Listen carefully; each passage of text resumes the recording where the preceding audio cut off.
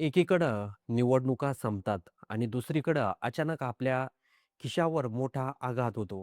हा केवळ योगायोग आहे का? की यामागे आधीपासूनच ठरवलेली योजना आहे? कारण जे घडलं आहे, त्याने सामान्य माणसाच्या घर खर्चापासून ते छोट्या व्यवसायापर्यंत सर्वत्र खळबळ उडाली आहे. लोकसभेतील विरोधी पक्षनेते राहुल गांधी यांनी वाढत्या महागाईच्या मुद्द्यावरून केंद्र सरकारवर जोरदार टीका केली आहे. विशेषतः व्यावसायिक वापराच्या एल-पी-जी गॅस सिलेंडरच्या दरवाढीचा मुद्दा त्यांनी पुढे केला आहे. एका दिवसात तब्बल ₹993 या सिलेंडरची किंमत वाढल्याचं त्यांनी नमूद केलं असून यालाच त्यांनी निवडणुकीचं बिल असं संबोधलं आहे. त्यांच्या म्हणण्यानुसार निवडणुकीदरम्यान जनतेला काहीसा दिलासा दिला जातो. मात्र निवडणुका संपल्यानंतर महागाईचा फटका बसतो. मी यापूर्वीच इशारा दिला होता, असं ते म्हणाले आणि आज तेच प्रत्यक्षात घडताना दिसत आहे. फक्त एका दिवसातील वाढच नव्हे, तर गेल्या काही महिन्यातील आकडे अधिक चिंताजनक आहेत. फेब्रुवारीपासून आतापर्यंत व्यावसायिक गॅस सिलेंडरच्या किमतीत एकूण ₹1380 ची वाढ झाली असल्याचा दावा त्यांनी केला आहे. म्हणजेच अवघ्या 3 महिन्यात सुमारे 81% ची वाढ झाली आहे.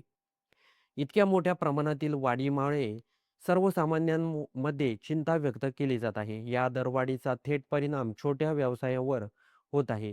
चहाच्या टपऱ्या, रस्त्याकडील भोजनालये, लहान हॉटेल्स, बेकरी, मिठाईची दुकानं हे सर्व व्यावसायिक गॅसवर अवलंबून असतात. गॅस महाग झाला, त्यांच्या खर्चात वाढ होते आणि शेवटी हा भार ग्राहकांवर टाकला जातो. परिणामी सर्वसामान्यांच्या रोजच्या अन्नपदार्थांच्या किमती वाढण्याची शक्यता निर्माण होते. राहुल गांधी यांनी आणखी एक गंभीर आरोप केला आहे. त्यांच्या मते आंतरराष्ट्रीय बाजारात कच्च्या तेलाच्या किमतीत कमी असतानाही सरकारने नफा कमावला आणि आता दरवाढीचे ओझे जनतेवर टाकले जात आहे. निवडणुकीच्या काळात दिलासा आणि त्यानंतर महागाई अशीच पद्धत अवलंबली जात असल्याचा दावा त्यांनी केला आहे. या पार्श्वभूमीवर व्यावसायिक वर्गात चिंतेचं वातावरण निर्माण झालं आहे. वाढत्या खर्चामुळे व्यवसाय टिकवणे कठीण होते. दर वाढवले तर ग्राहक कमी होण्याची भीती, दर न वाढवल्यास तोटा सहन करण्याची वेळ, अशा तिढा निर्माण स्थितीत अनेक व्यापारी सापडले आहेत. दुसरीकडे सत्ताधारी भारतीय जनता पार्टीने सर्व आरोप फेटाळून लावले आहेत. त्यांच्या म्हणण्यानुसार जागतिक परिस्थिती, पुरवठा साखळीतील अडथळे आणि आंतरराष्ट्रीय बाजारातील चढ-उतार यामुळे काही प्रमाणात दरवाढ झाली आहे. मात्र सरकार गरीब आणि गरजू नागरिकांना अनुदानाच्या माध्यमातून दिलासा देत असल्याचं त्यांनी स्पष्ट केलं आहे. परंतु या प्रत्यारोपाच्या राजकारणात सर्वात जास्त परिणाम होत आहे तो सर्व सामान्य नागरिकांवर. सामाजिक माध्यमांवर 81% दरवाढीचा मुद्दा मोठ्या प्रमाणावर चर्चेत आहे. विशेषतः गृहिणींमध्ये नाराजी वाढताना दिसत आहे. कारण घर खर्च सांभाळणे दिवसेंदिवस कठीण होत चाललं आहे.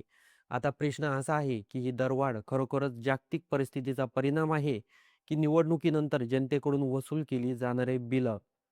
या प्रश्नांची उत्तरं येणाऱ्या काळात स्पष्ट होतीलच. मात्र एक गोष्ट निश्चित आहे, महागाईची ही लाट सर्वसामान्यांच्या जीवावर खोल परिणाम करणारी आहे आणि तिचे पडसाद राजकारणातही उमटल्याशिवाय राहणार नाही. तर दरवाढीबद्दल आपलं काही मत असेल, तर ते कमेंट बॉक्समध्ये नोंदवायला विसरू नका.